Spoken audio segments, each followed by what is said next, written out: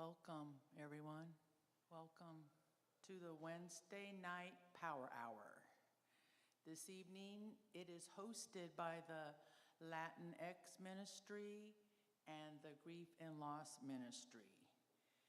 I am practitioner Rosana Martinez, and the team with me this evening is Gabriel, Myra, Dr. Cynthia, Tony, Constance, and those watching on live stream.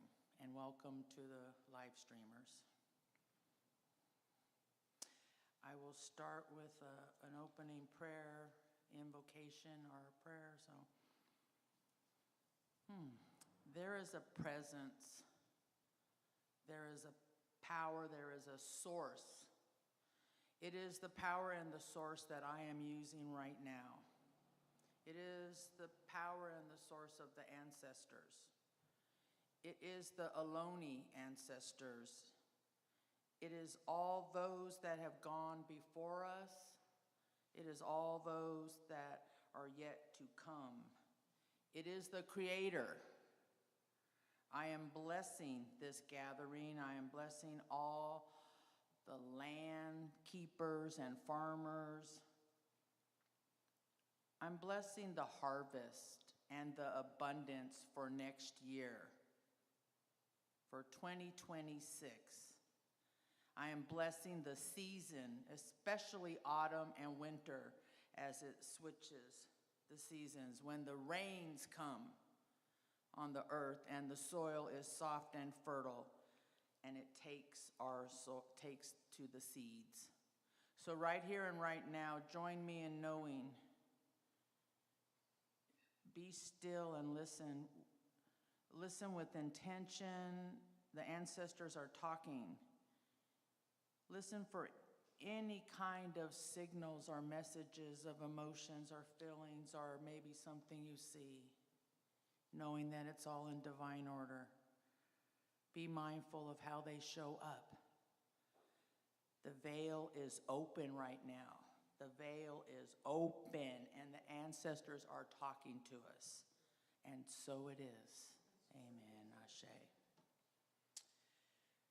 So we do libation here, and may I start with libation? Yes.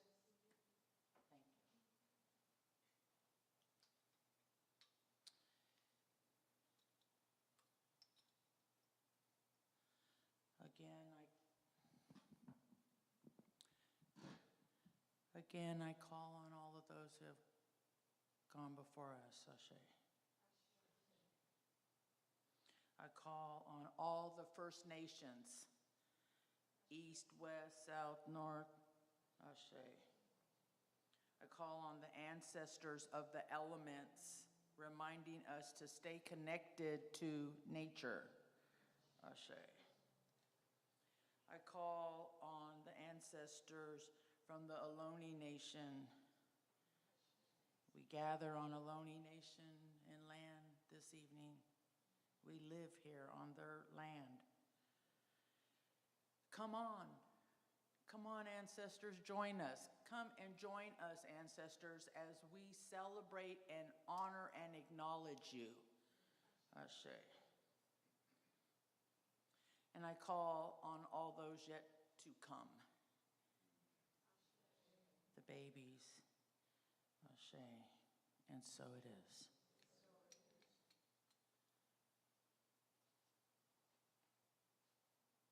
And I pass the baton to Gabriel.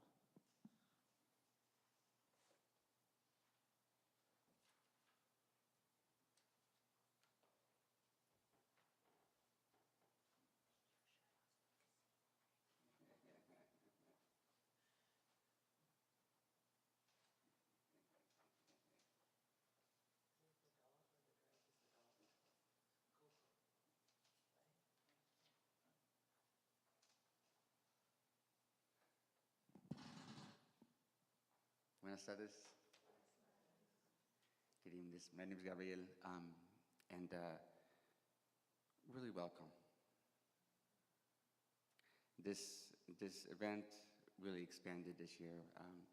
We we try to do some sort of event every year as a Latino ministry for el Dia de los Muertos, but as we explored actually doing it this year, we thought I'd like to really open it up so that it could create a connection between the whole church, not just a Latin cultural event.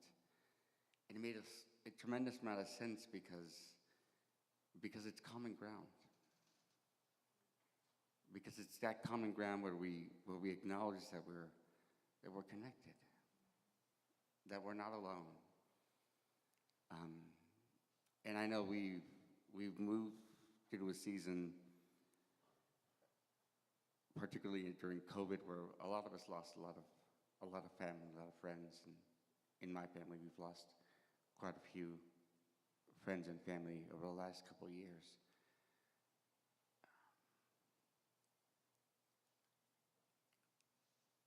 And this season is a reminder.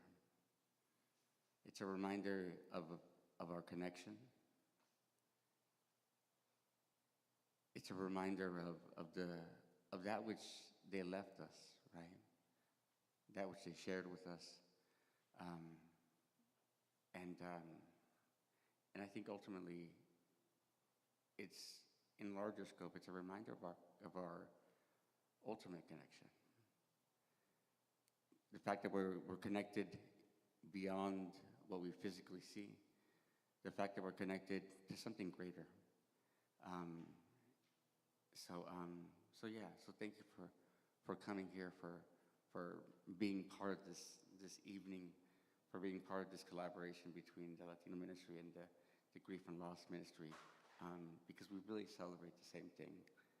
So thank you all for coming.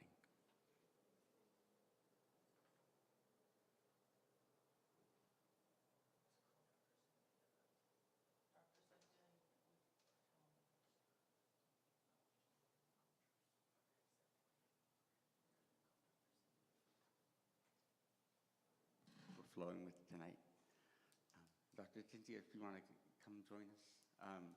So part of what we decided to do this evening is really speak into how different cultures celebrate this time and where we're meeting and some of the unique flavors that we bring to the table. Before I start, I invite you to explain to us a little bit more the altar that we've set up Sure. here, please. Yeah, I'd love that. Okay. Okay. Okay. Okay, me first then. Good evening. I will speak to you from the Asian tradition and mainly from what we have done in our family and the altar with my mom and dad and the beloved ancestors. I usually have a simpler altar at home, and whenever I have my meals, I give an offering to them before I even start. So the first thing I do is have a dish where I offer whatever it is that I'm having for my meal in the morning. And then also there's usually an offering of flowers and a candle and light. And so for me, that's a reminder that even though they're not physically here with me, what is remembered never dies.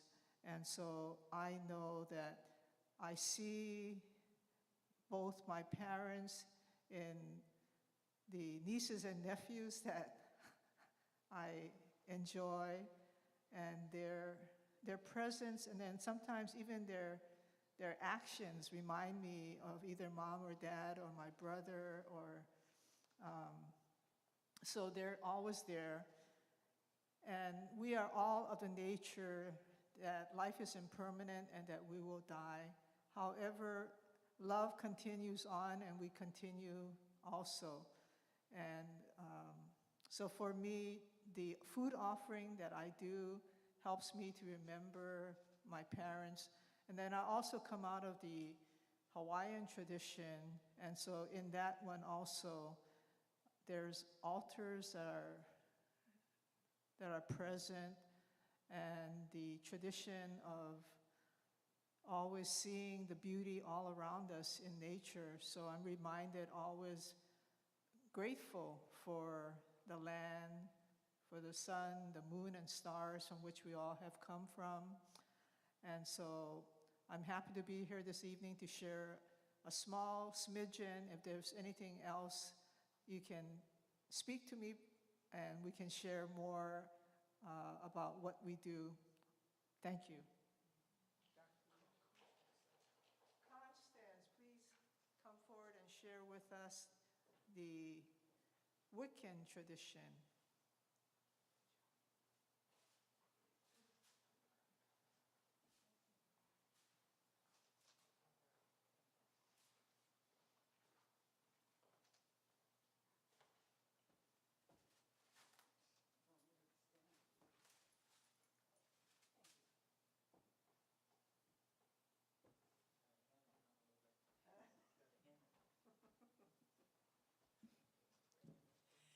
My name is Constance Chapman, and I am here to tell you a little bit about the Wiccan tradition.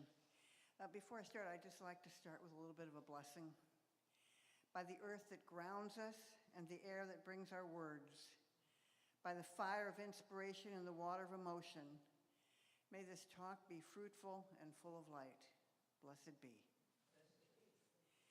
So, I'm just going to do a little bit of history because some of you may know it, some of you may not. That the Wiccan tradition probably was never called that. It was just the tradition of the people in Europe, in their villages, and it's definitely an earth-based, nature-loving, ancestral honoring religion.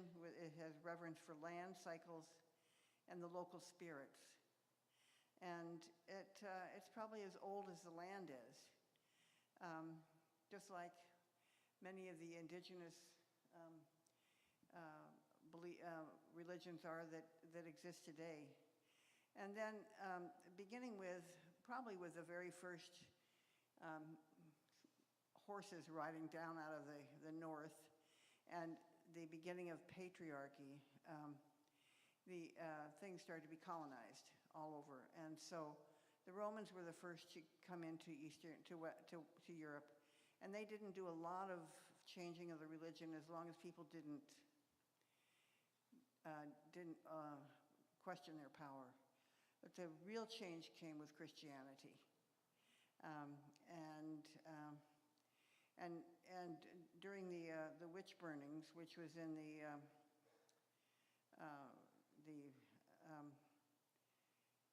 15th to the 18th centuries, there were about 60,000 to 100,000 people who were murdered, and many, many more who were persecuted. And it wasn't all women; it was primarily women, but not all women, because anyone who was different, if they were gay, if they were trans, well, they would have been called something different then, they were also persecuted. So what happened, as has happened all over the world, is people took their beliefs underground. They took them into the shadows where they could preserve them and keep them alive without having the arm of the oppressors take it away from them. And so over time, of course, these traditions change and they fragment when that happens. And they remain intact, because one of the things is when you know about ancestor worship, you know about only being there only one, nothing's ever lost because the ancestors are there to tell you about what's there and what you may have forgotten. So, and so I want to tell you a little bit how I got involved. It was in the 1970s, and that was a time, of course, if any of you are my age and older, you know that was a time of real flourishing of a lot of different movements. And it was the first time I heard about goddesses, and it was really, to me, it was like, oh my God, I can see myself in the divine. I had never been able to do that growing up in the church. I like the energy in the church, but the words meant nothing to me, and everything was about men and men and men, and I wasn't a man. So in the 70s, I started hearing about that, and I was living in Victoria, British Columbia, and I had an apartment in a house that had 4 apartments, and the owner of the house was my landlady, a woman by the name of Ethel Nonan. And she had actually, she and her husband had lived in Detroit, and they had left Detroit and come to Canada during the McCarthy era because they were both accused of being communists. And so Ethel ended up in Victoria after her husband died with this house, and so I had an apartment, she had an apartment, and so we started practicing. And at the time, there was one book. It was called The Book of Light and Shadows by Z. Budapest. And so that's all we had to go by, and so we would read it. And we would do the full moon rituals, and we would do the Sabbaths, and we would do it to cast a circle. We would be casting the circle with one of us reading the book, and the rest, and the other one running around trying to figure out what we were doing, because it really was really much the blind leading the blind at that point. And so when I really started to understand more about it was when Starhawk came to Vancouver and started doing workshops in Vancouver. And Starhawk, who was born in 1951, became probably one of the most prominent voices in the Wiccan movement. In 1979, she published her book, The Spiral Dance. And before that, she published a book called Dreaming in the Dark, and to me that was a revelation, reading that book, because what she talked about was the difference between power over and power from within. And that was just like, oh, thank goodness someone's talking about this, and I can understand it. So I started to really get to understand that. And so it was during that time that what had been secret started to become open. There were public rituals, classes, community gatherings. And so what we see today is instead of solitary witches practicing in hiding, 2 weeks ago, the witches paddled into Vancouver Harbor on the paddleboards. And a number of U.S. cities have witches rides on bicycles, including Delray, Florida, Ocean Springs, Mississippi, and Davenport, Iowa, of all places. So they hold these annual witches' rides. So today, this right now is the time of Samhain. And Samhain is the final harvest in spiritual New Year, and one of the 8 Sabbaths or turning points in the year. And so the belief is that there's a wheel of the year, and that the rituals are there to help turn the wheel, to make sure that the wheel is actually turned. And so it's a time to release the old and prepare for the new. And the ritual practices are not unlike almost every other ritual practices. They're setting out food or drink. For the ancestors, creating altars with photos, candles, natural offerings, memory stones, and then releasing. And in the Bay Area, one of the things that is quite wonderful is the spiral dance that happens at Samhain, and that is this coming Saturday in Richmond.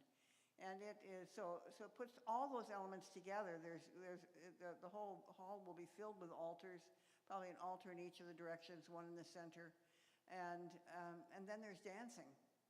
And so there actually is a dance that creates a spiral, so it creates a cone of energy that's quite phenomenal and wonderful. And so I think one of the reasons why it matters so much today is that that the revival shows just a resilient impulse, that people really are really connected to the earth and to the land, and that's where that regardless of what else we're told, that is somehow part of our DNA.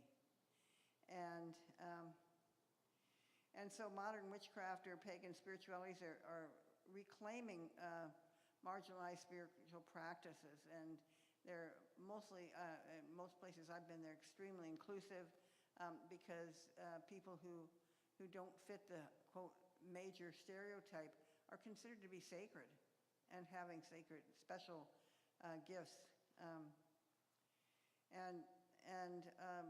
I think another reason why it's really important is that right now, that one of the biggest forms of resistance we can have right now is to stay creative, because being creative is the antithesis of power over. It's the antithesis of control. And so I think that's one of the reasons why music is so important in our services. And it's why it's so important for me doing art and writing, because it is a way of staying in touch with my spirit and with my heart. And so I don't get pulled into the other beliefs. So we're at the point right now where the cycle is turning again. The veil is thin. The ancestors, we can hear and get wisdom from the ancestors.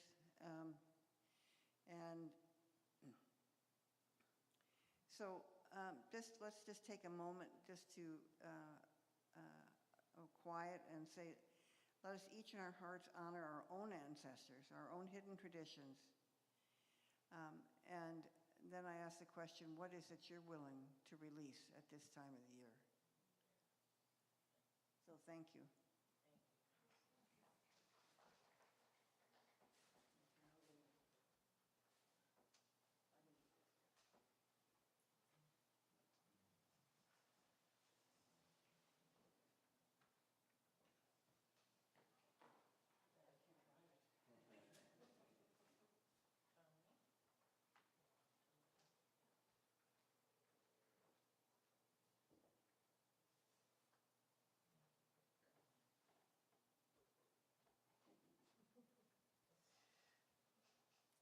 Bendiciones a todos.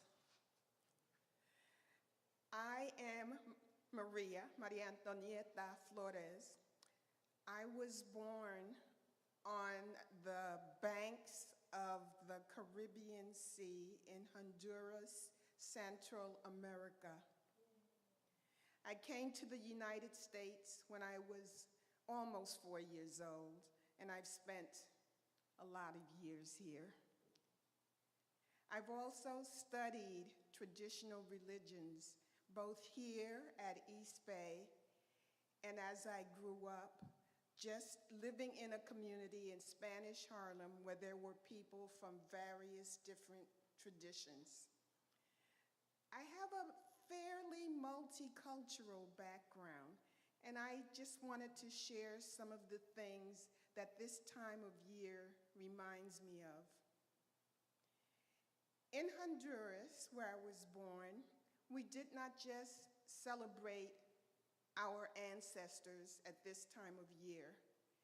We actually often also celebrated ancestors on the anniversaries of their birth, on the anniversaries of their death. My dad had very interesting practices that he bought. I call them interesting now.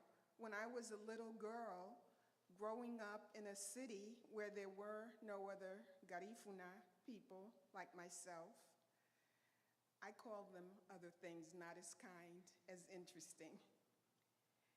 He always, when he'd make these big pots of soup, the way that we did in my village, he would always take the first bowl of soup, the best of the best, and feed it to his ancestors by putting it in his bedroom behind his bed. The rats in the building where I grew up really loved it.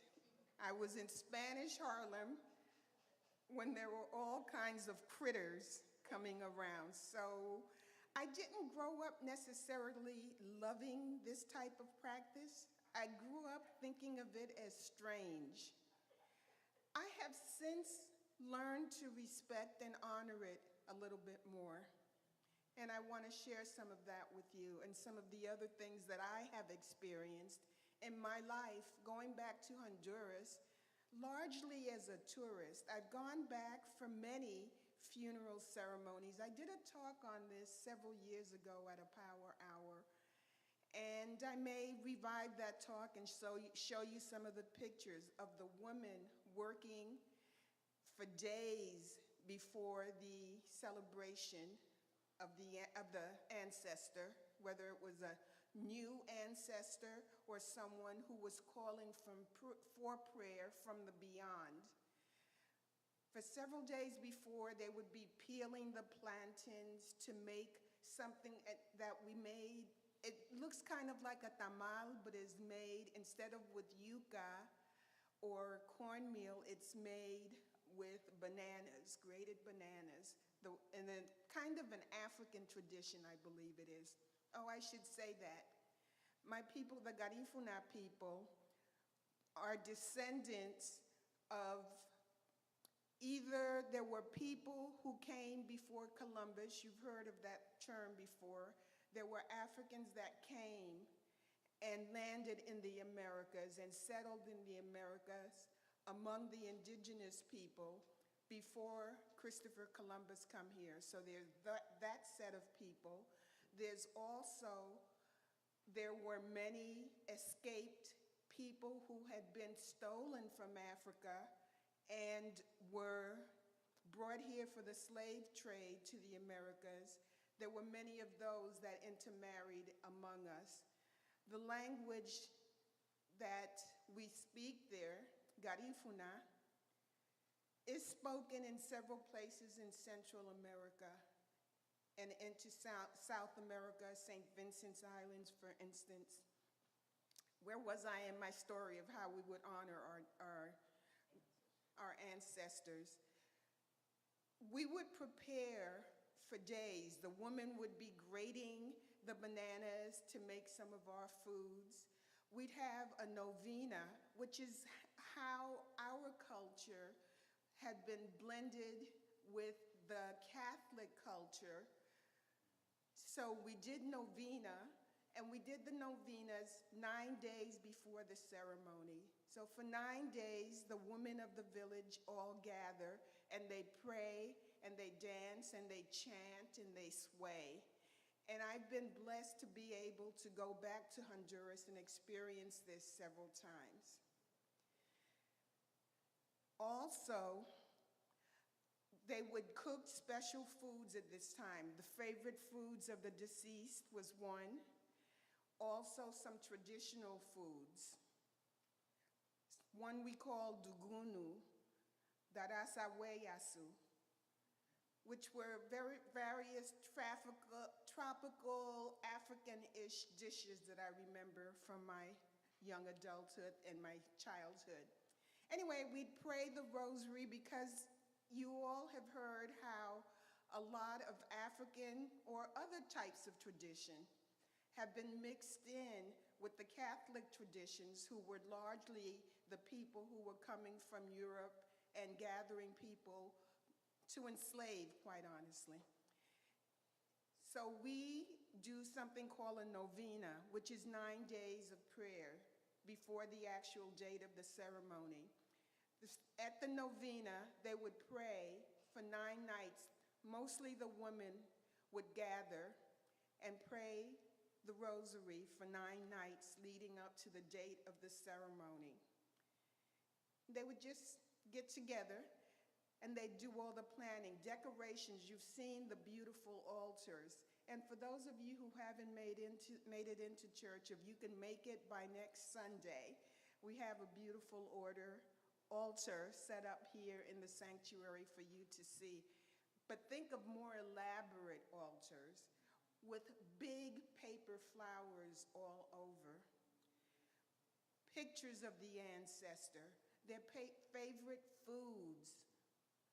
All of this to celebrate the life that walked among us and that we still remember, or that walked before us. We still honor ancestors that were our grandparents' grandparents. What else can I say? I will promise to do another Wednesday evening power hour at a later time where I will show you some of the pictures of the preparations that go into the ceremony that was the ceremony celebrating the lives of a beloved ancestor. The men would hunt, kill animals. The women would cook in these pots that looked like cauldrons that I saw on Walt Disney. And they'd feed the whole village, and there'd be dancing all night. And it would be all night until the sun came up. It would start as the sun went down, and it would end when the sun came up again in the morning, when everyone would run to the beach. They would throw some things in the ocean. I'm not exactly sure what they were throwing, because by the time I had been up all night, I didn't remember a whole lot of anything. But there's lots of spirits of all kinds that are indulged in at this time. There's a lot of dancing. There's a lot of singing of the favorite songs, dancing of the traditional dances. That's a little bit of what I grew up. They did something like that in our apartment in Spanish Harlem. And we used to, my sisters and my brother and I would sit or look behind the door, stand behind the door, and giggle at what these people were doing. And our neighbors who lived in the apartment below would wonder what all this banging on the floor was at all hours.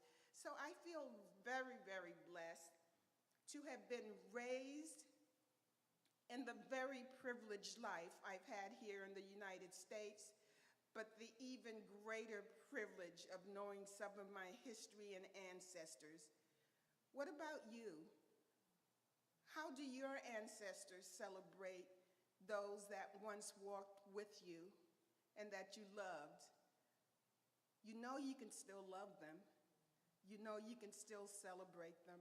And I invite you to do so. Thank you.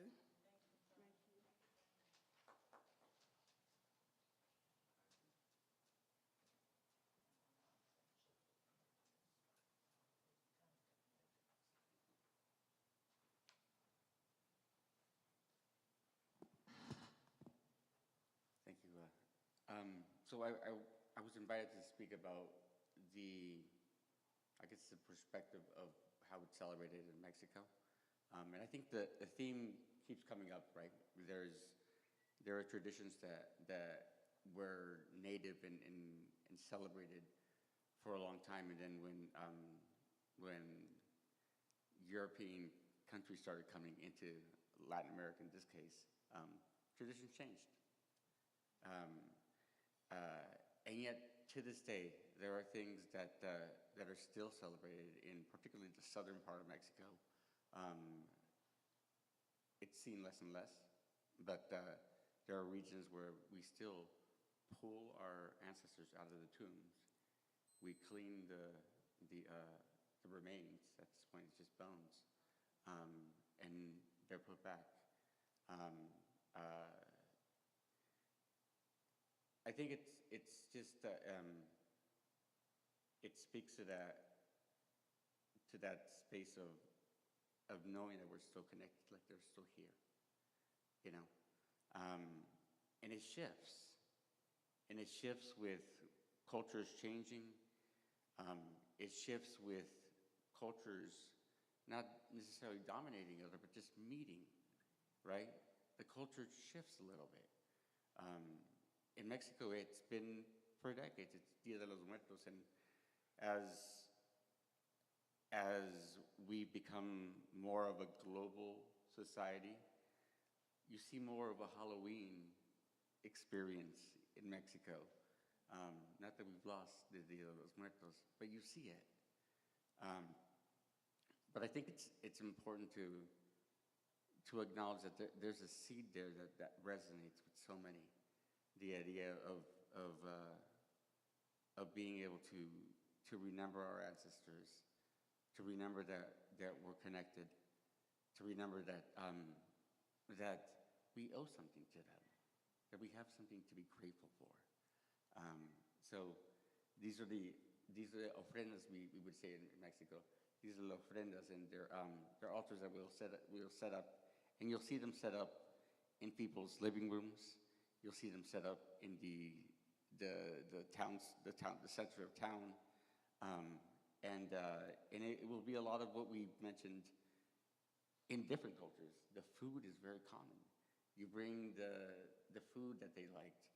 If they, always sat down with a cigar, you'd put a cigar there, or maybe there's some alcohol that would be there, right? You remember them as they were, as what they loved, as what they brought you, as what they shared with you. And you remember that they never left you. Yeah, so, thank you.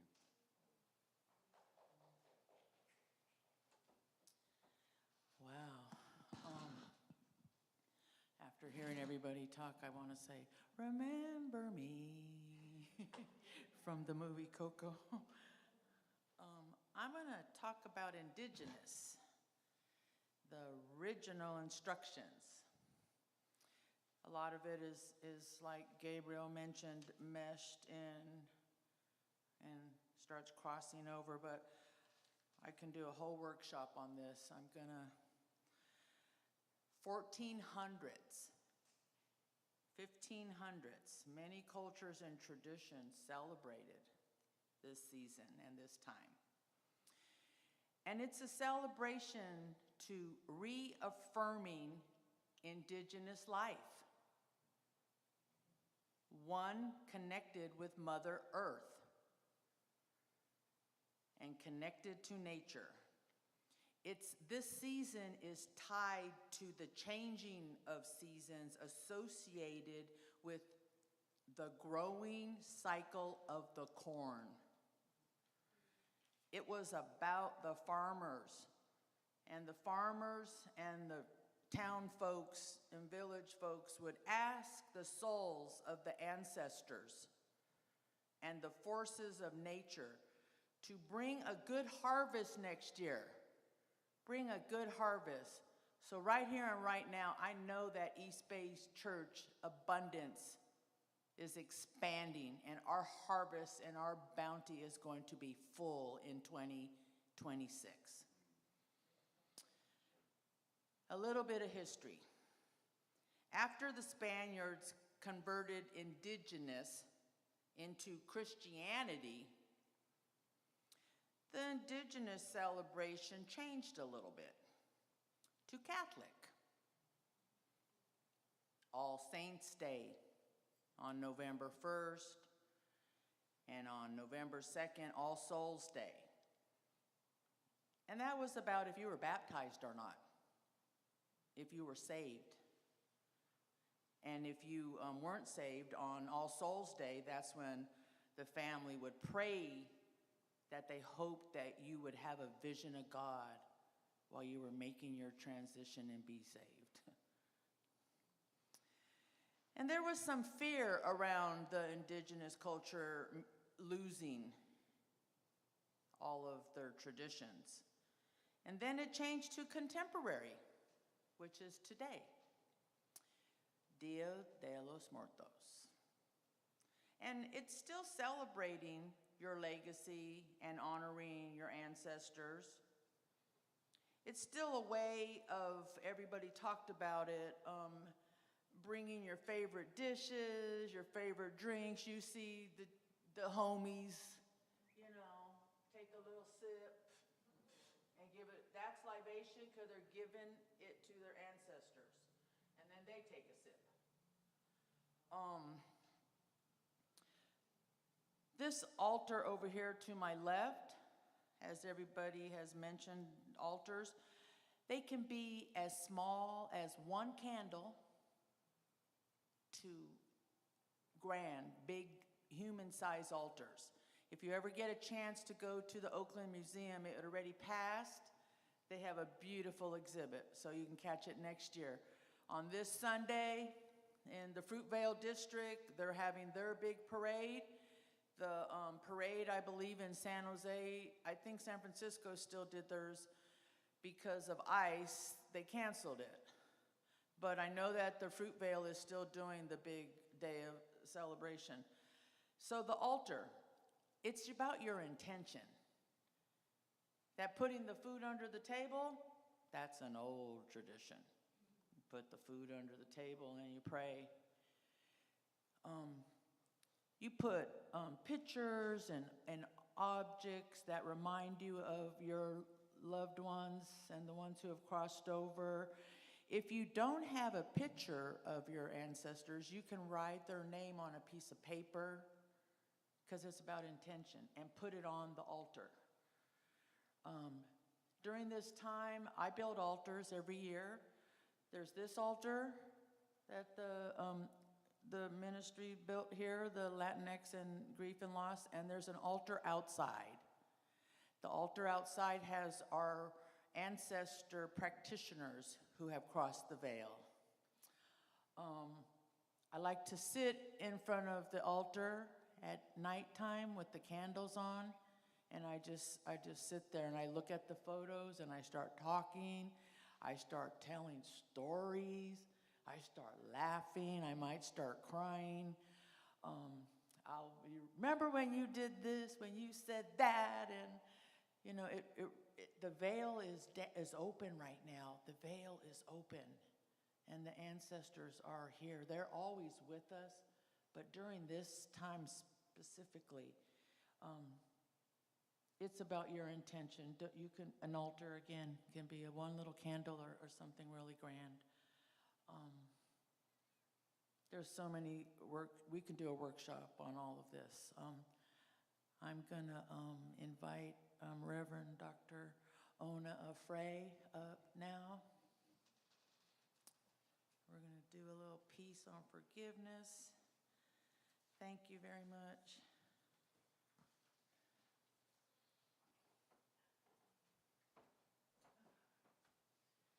Greetings, East Bay. I'm Reverend Ona, and I'm just excited to be here. This evening, I'm standing in the place of Elder Helen Anderson, and so, but I get to talk about one of my favorite subjects, which is forgiveness. And so, and before I begin that, so I was at a service the other day, and they talked about this season being autumn and what it means, and a lot of people have different celebrations, that of harvest celebrations, because this is the time where you gather all the things that you've planted into the world, right? This is the time where it all grows and you get to go pick it, you know, if you're talking about like things that you planted into the soil. But if we planted things like abundance and prosperity, this is the time when things start to fall out of the sky and into our pocketbooks and into our, you know, and into our banks. And so, which is why I love forgiveness. When I first came to this church, one of the first principles that I learned is that forgiveness and abundance goes hand in hand. And so I would tell my students when we did forgiveness exercises, you know, when you write a letter, a forgiveness letter, act like each person you forgive, that's $100 into your pocket. And how many times or how many people are you going to forgive? And so forgiveness, very simply, is just the process of letting go. We're just letting go. We're letting it go out of our minds, out of our bodies. You know, if you are experiencing hardship, financial hardship, forgive. If you are experiencing something in your body like sickness, illness, disease, forgive. If you are experiencing something in your relationship that seems out of alignment, whether it's with your mate or your child, forgive. That's where we start. We start with forgiveness. And so today, what we're doing is to focus in on the father energy or the masculine energy as far as it relates to our ancestors. And so I have some forgiveness statements, but before I read them, I want to just let us take a moment to just breathe in and see what is this day calling us to forgive. So why don't we just take a collective breath together, breathing in and breathing out. And taking one more breath in and out. And let us just think for just a second what this day is asking us to forgive. Thinking about all the events that have happened this month, this year, today.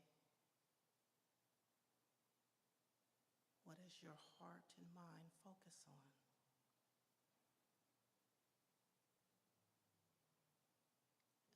silently to say, I forgive. I forgive it. I forgive you. I forgive me. And let us breathe and breathe out. Now let us focus our energy onto the masculine energy of our ancestors, which would be our fathers. It could be husbands, it could be sons, grandchildren, grandsons.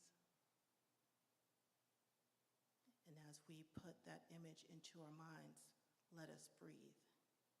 Breathing in and breathing out. And in your mind, begin to start your process. You may say the name silently to yourself. It could be father, it could be daddy, granddaddy, uncle, son, brother. I forgive you. And let us all collectively say, I forgive you.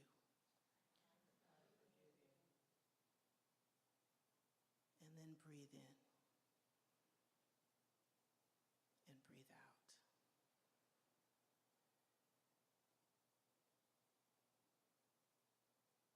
And in this, I have some affirmations that I wanted to share for the father energy. And as I say each one, you can replace father for mother or whomever you choose. I forgive my father for his actions and for any pain they caused me. Let us breathe in and out.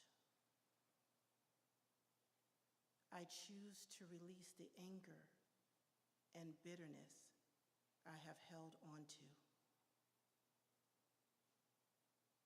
Let us breathe, breathing in and out. I forgive my father for his shortcomings and his own unhealed wounds. Let us breathe in and out. I recognize that my father was doing the best he could with his own hurts. Let us breathe in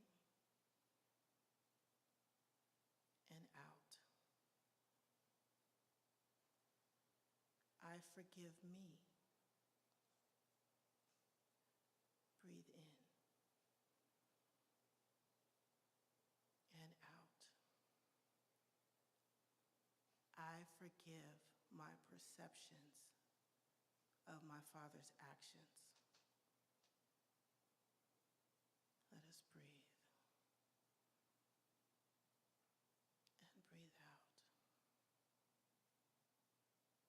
I forgive all the things that I wasn't told or wasn't taught.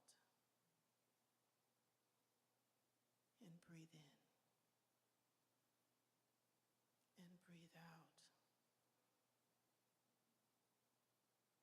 I forgive my father for not being around,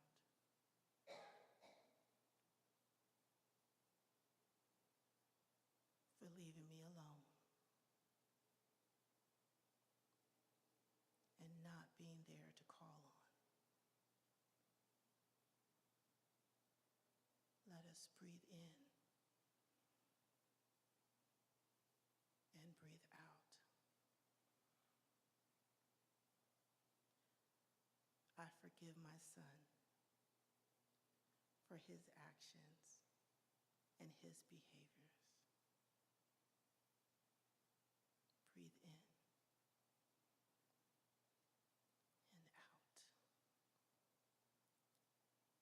forgive my son for not following the way that I thought was best for him.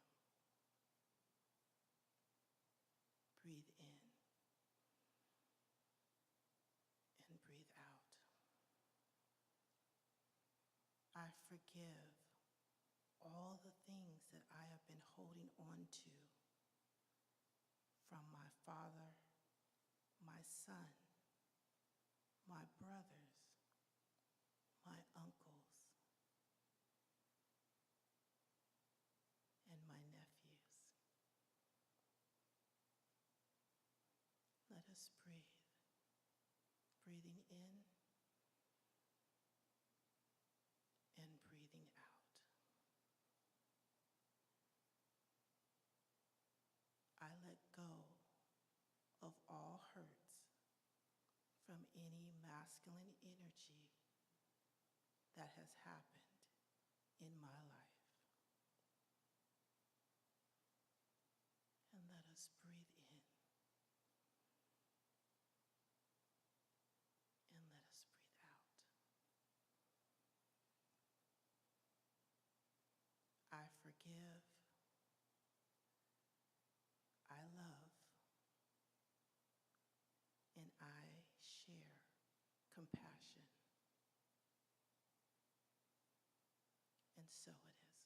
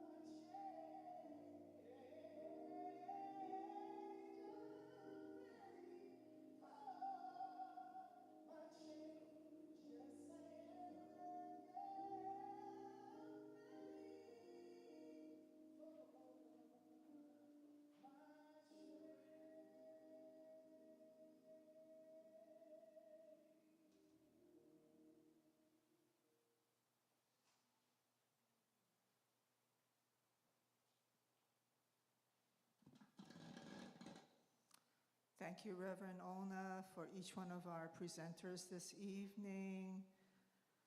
Rosanna, Maria Antonietta, Constance, Myra, Gabrielle, and for Reverend Arlene for taking care of all the AV back here. Thank you so much.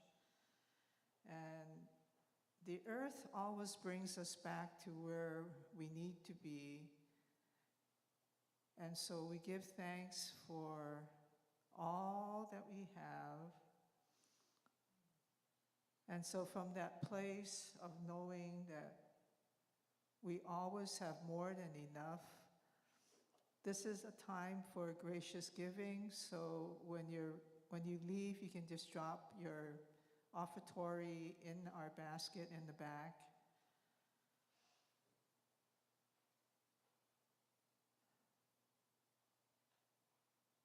And I just want to take a moment to give thanks for each one who's here and for all our love streamers. Our affirmation is that we always give, and whatever we give comes back to us multiplied more than enough. And so I'll do our benediction at this time, inviting you to take a moment to remember that what is remembered never dies,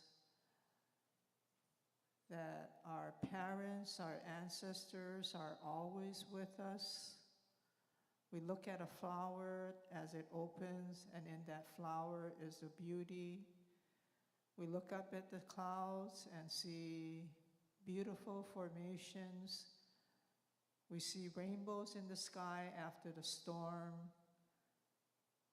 We look at the birds flying in the air to know that life continues and love goes on and on and on. And so I know that as we celebrate our ancestors and remember them, on whose shoulders we stand, that our life is truly blessed. My life is blessed, and your life is blessed, and we are truly blessed.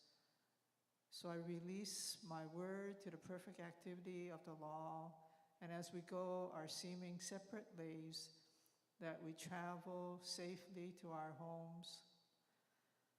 So let us anchor this by saying, Amen, and so it is. And I would like to invite Myra to please come up.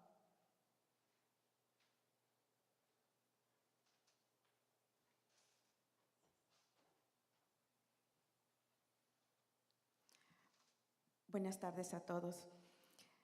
Thank you everyone to be here and people who's watching in YouTube, Zoom, and everywhere. I just want to invite you guys on Sunday. Sunday, we're also going to do the celebration, the Dia de los Muertos, but also we're going to do the, what we say, exercise to do the forgive. We're gonna do that in Spanish. Some people is very angry when, they lost their family. And we're gonna do that exercise to forgive. And I hope everybody will be here because we're gonna have a lot of food and we're gonna have music, because music is also exercise and to bring life. So we'll see you on Sunday after service, 12:30 to 1:30. Thank you. Oh, gracias a todos los que nos acompañaron a hacer el altar. Oh, I just want to say thank you to everyone to bring the pictures. And also on Sunday, we're going to have not the altar here, but also the one outside. Please bring the pictures. If you know anyone who speaks Spanish, bring it over. And we do that phenomenal exercise for forgiveness. Thank you.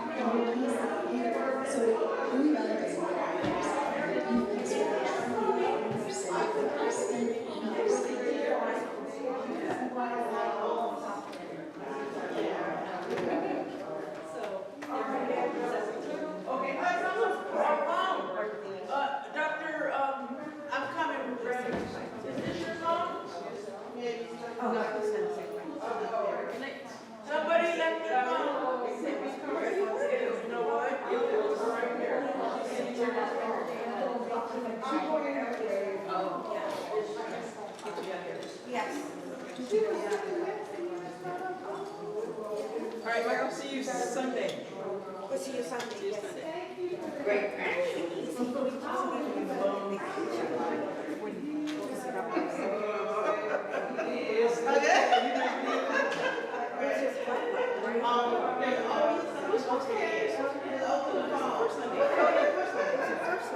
Yeah, but he's a practitioner. Yeah, Sandy. She's over at All right, see you.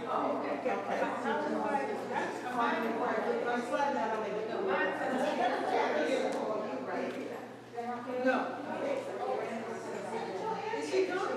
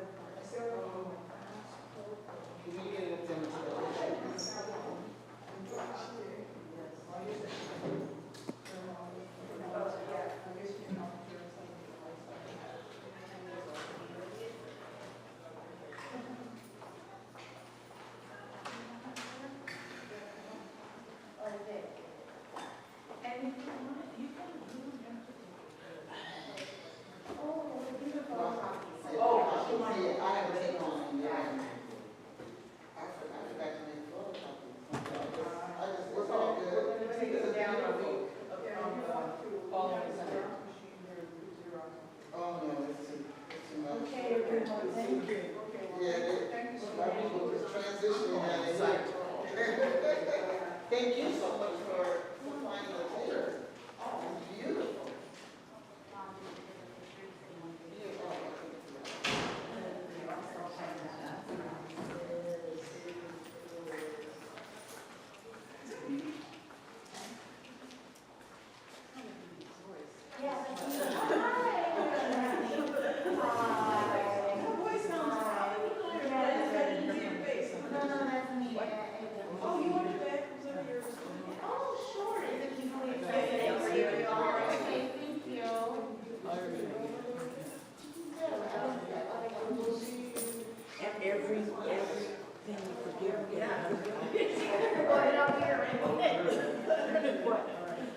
Open up that wallet. Open up that wallet.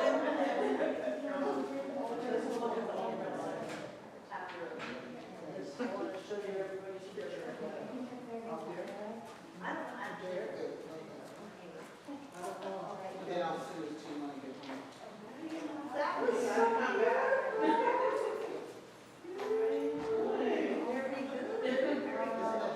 We were talking about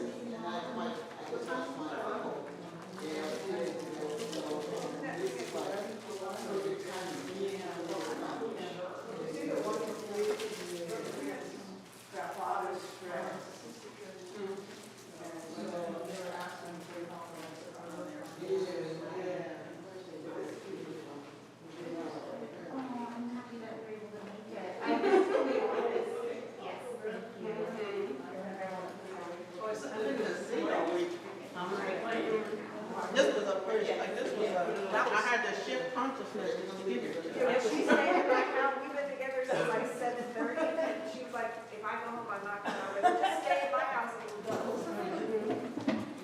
Well, I'm glad you came. Me too. So good to see you. Healing is Well, blessed by East Bay as always. I have a gift, actually from Derek.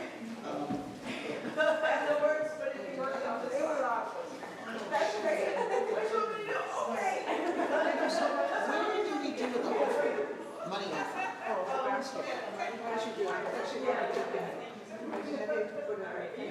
You are so welcome.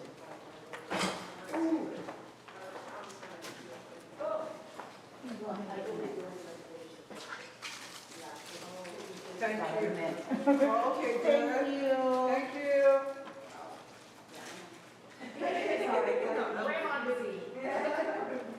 Okay, this is my chair.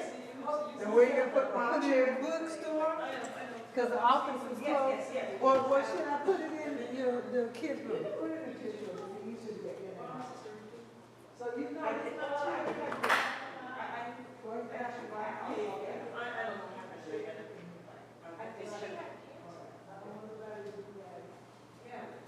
Oh, so the way that I know, the way I work with Saxville is basically through Ron's sister. He worked with Ron's sister and Ron. And then, because I heard about Ron. Yes, it was like, it's so funny because she didn't tell me. We were like, I knew everything about everybody, and I was like, and then I thought she was because of all the things that she was going through, right? And but I every time I reach out to Rama, we just can't work it out. I don't think Rama wants to talk to me about it.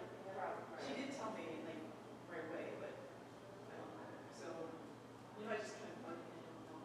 Right, yeah. Well, I see on Facebook, but yeah. She's never gonna, Ruthie was never on Facebook. No, but Rama posts Yeah. about it. Yeah. Not Specific, yeah. Anyway, I just like, also they just kind of confused. Like, Yeah, yeah. That's That way you know. That's why I'm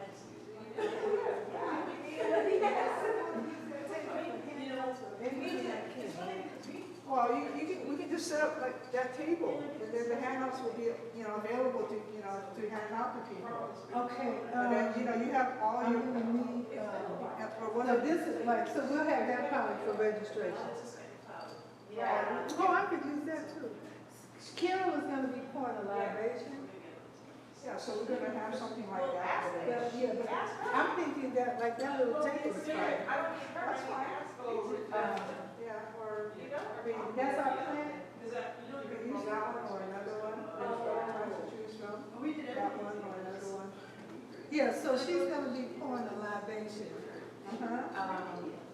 So I'm gonna be sitting, and then I'll just need something next to me. But if I have the podium, that probably would be best. Whichever you prefer, that's no problem. I'm not connected to anything. But I saw the mic, I thought, that's just a mic. It's Oh, you know what, I can use a music thing. I've been there once. I the did. music stand. Yeah. That's funny looking thing. Anyway. I love it.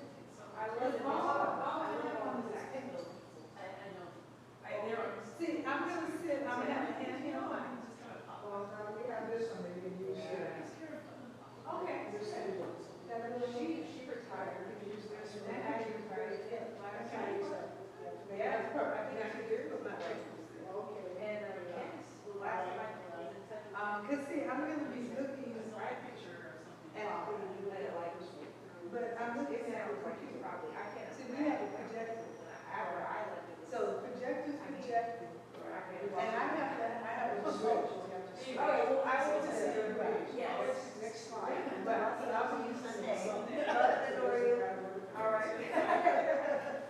No, it's where the computer is. Yeah, it doesn't matter. Because, well, it's gotta be close by, yeah. Well, within 10, 15 feet or something. Yeah. So, all right, so we have 10 tables, right? So take the tables from. Okay, it's my bedtime. Did you get my tablecloth order? Yes, thank you. Hopefully we'll be here tomorrow. Uh-oh. Blue. Oh, no, tomorrow's just Thursday, not Friday. My Tomorrow's Saturday, Thursday. Tomorrow's Thursday. Okay. Yeah, So it's tomorrow at what, or what time is tomorrow? it's 11. Oh, But no one, did anyone reach out to you? Did Crystal reach out to you? No, I told them I was not available. So I don't plan to be here unless I don't know, Reverend Anthony. I'm gonna come at like 11, because I'll have her on until she gets picked up. And sometimes it takes a little longer to get out of the house, but usually by 10. Okay, well, Reverend, what's his name? Reverend Anthony. So are you gonna be able to set up my mics on Saturday? Yeah, I'm here. Oh, that's right, I'm you know, competing. participate. No, I only gonna set the mics one time. Huh? Set the mics one time. Oh, I didn't, no, but you gonna go to the workshop too, right? Oh, I can do it. All right, well, I'm out, thank you. I'll send you the other thing digitally. Thank you for everything.